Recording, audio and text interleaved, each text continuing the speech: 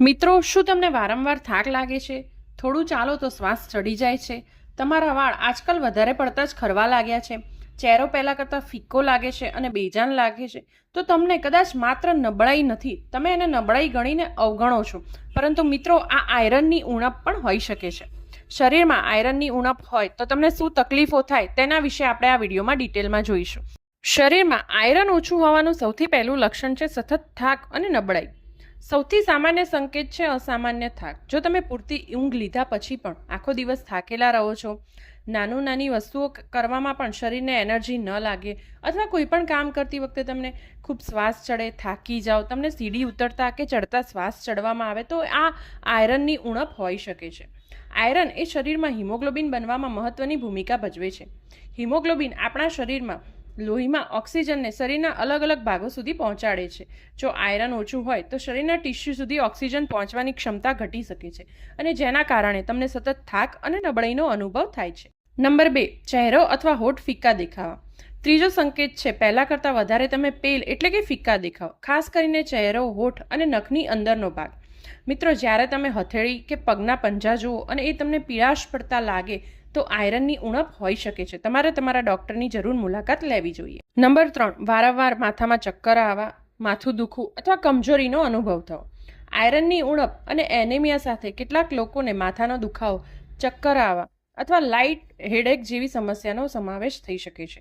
ખાસ કરીને તમે જ્યારે ઊભા થાવ ને ત્યારે તમને કમજોરીના કારણે ચક્કર આવે અને નબળાઈ આવે. આપણે સરળ ભાષામાં કહીએ તો એને આંખે અંધારા આવવા એવું કહી શકાય. જો આવું થતું હોય ને તો પણ તમારામાં આયરનની ઉણપ હોઈ શકે છે.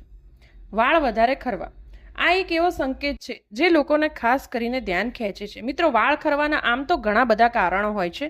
વાળ ખરવા માટે કોઈ એક સ્પેસિફિક રીઝન જવાબદાર નથી.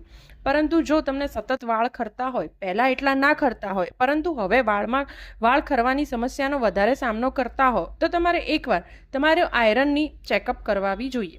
મિત્રો, આયરન ડેફિશિયન્સીમાં શરીરને ઓક્સિજન પહોંચાડવા માટે હૃદયને વધારે પડતું કામ કરવું પડી શકે છે. એટલે કેટલાક લોકોને હાર્ટબીટ એ ખૂબ ઝડપથી વધી જાય છે, ખાસ કરીને નાના બાળકોમાં. જે બાળકોની ઉંમર લગભગ 2.5 થી 7 વર્ષની વચ્ચે હોય ને, એ લોકોને આ ખાસ અનુભવ થતો હોય છે. તો જો એવું તમને બાળકમાં લાગે, તેના નખ પીળા હોય અથવા હાથની હથેળી કે પંજા પીળા હોય, તો તમે તેને પીડિયાટ્રિશિયન પાસે જરૂર લઈ જાઓ. હવે મિત્રો, સૌથી મહત્વની વાત એ છે કે માત્ર આપણે સિમ્ટમ્સ જોઈને એ નક્કી નથી કરી શકતા કે તમારામાં આયરનની ડેફિશિયન્સી છે કે નહીં. હા, આપણને સિમ્ટમ્સ જોઈને ડાઉટ પડી શકે છે કે શરીરમાં આયરનનું પ્રમાણ ઓછું છે, પરંતુ તમારે એની ચોક્કસ માહિતી મેળવવા માટે CBC, હિમોગ્લોબિન જેવો રિપોર્ટ કરાવવો જરૂરી છે. અને એ રિપોર્ટ જોતાં જ ડૉક્ટરને તરત ખબર પડી જશે કે તમારામાં આયરનની ઉણપ છે કે નહીં. આયરન એ કયા ખોરાકમાંથી મળે છે, હવે તે વિશે જાણી લઈએ. તો આયરન એ સૌથી વધારે લીલા શાકભાજી, દાળ, કઠોળ, ચણા, રાજમા, તલ અને અન્ય કેટલાક બીજમાંથી મળે છે. જો તમે નોન વેજીટેરિયન હો તો તમે મીટ અને અન્ય એનિમલ ફૂડ્સ પણ લઈ શકો છો. મિત્રો, ખજૂર એ આયરનનું સારામાં સારું સ્ત્રોત છે. તમારે રોજિંદા જીવનમાં ખજૂરનો ઉપયોગ કરવો જોઈએ. મિત્રો, જો તમને આમાંથી કોઈ પણ લક્ષણ જણાતું હોય અને તમને પણ એવું લાગતું હોય કે તમારા શરીરમાં આયરનની ઉણપ છે, તો તમારા ફિઝિશિયનને બતાવો અને તેની સલાહ મુજબ રિપોર્ટ કરાવી અને સપ્લિમેન્ટ્સ લો. જો તમને મારો આ વિડીયો પસંદ આવ્યો હોય તો મારી આ ચેનલને સબસ્ક્રાઇબ કરજો અને આ વિડીયોને બને એટલો શેર કરજો, જેથી વધુ લોકો સુધી માહિતી પહોંચી શકે. ધન્યવાદ.